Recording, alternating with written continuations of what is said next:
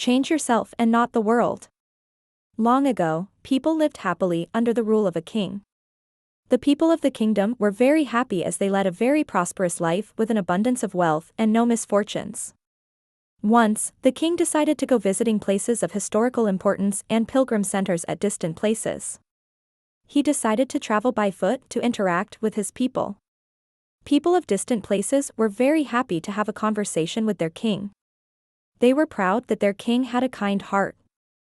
After several weeks of travel, the king returned to the palace. He was quite happy that he had visited many pilgrim centers and witnessed his people leading a prosperous life. However, he had one regret.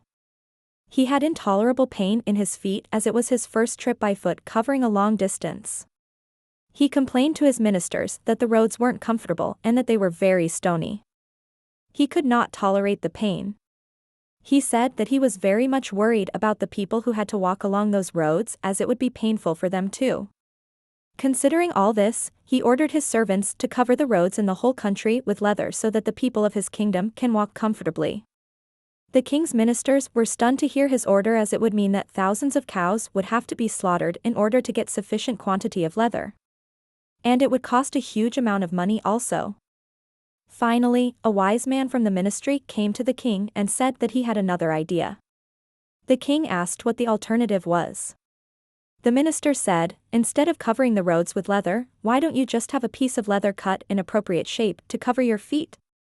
The king was very much surprised by his suggestion and applauded the wisdom of the minister. He ordered a pair of leather shoes for himself and requested all his countrymen also to wear shoes. Moral: instead of trying to change the world, we should try to change ourselves.